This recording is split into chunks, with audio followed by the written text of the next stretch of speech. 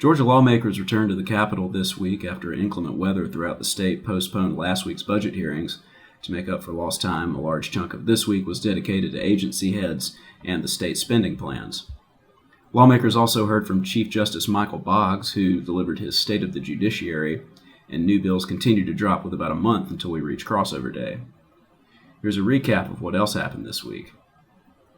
Governor Kemp released his budget proposal for the year, which includes $614 million in hurricane relief, $2.2 billion in direct investments into our water and transportation infrastructure, and more than $1 billion in new funding to support Georgia students from pre-K to higher education.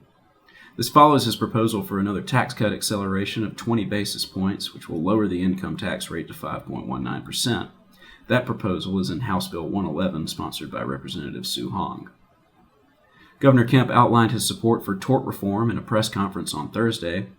At the conference, where he was joined by Lieutenant Governor Burt Jones, Speaker John Burns, and Insurance Commissioner John King, Kemp outlined a tort reform package that, quote, levels the playing field in our courtrooms, bans hostile foreign powers from taking advantage of consumers in legal proceedings, aims to stabilize insurance costs for businesses and consumers, increases transparency and fairness, and ensures Georgia continues to be the best place to live, work, and raise a family.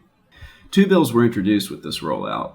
Senate Bill 68 would address several aspects of tort reform, including but not limited to reevaluating premises liability, requiring a truthful calculation of damages in personal injury cases, thereby eliminating phantom damages, and allowing a jury to know whether a plaintiff was wearing his or her seatbelt in an auto accident.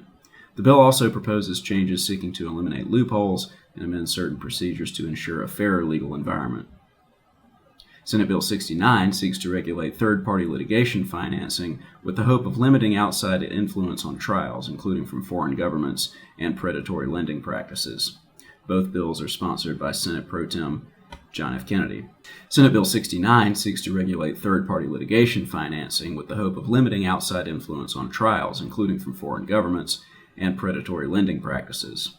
Both bills are sponsored by Senate President Pro Tem John F. Kennedy. Just like last year, Governor Kemp declared this week Georgia School Choice Week in conjunction with National School Choice Week, which is designed to inform, inspire, and empower parents to discover the K-12 education options available for their children, including traditional public, charter, magnet, online, private, and homeschooling. House Bill 92, sponsored by Representative Shaw Blackman, would give local governments until May 1st to opt out of a homestead exemption that voters adopted statewide last fall. The previous deadline was March 1st. The Red Tape Rollback Act of 2025 has been released in the Senate. Senate Bill 28, sponsored by Greg Dolezal, would require state agencies to provide a review of new and existing regulations every 4 years. Senate Bill 22, sponsored by Senator Blake Tillery, would require the State Department of Education to publish federal guidance from the U.S. Department of Education on their website. Tillery also authored Senate Bill 21, which would remove legal immunity from elected officials in sanctuary cities that do not cooperate with immigration officials. New legislation would require all government entities in the state to develop and maintain artificial intelligence system usage plans. This is from Senate Bill 37, the AI Accountability Act, sponsored by Senator John Albers. And finally, the End Local Taxation by Citation Act would cap the amount of funds derived from court fines or forfeiture actions that local governments may use as part of their yearly budgets.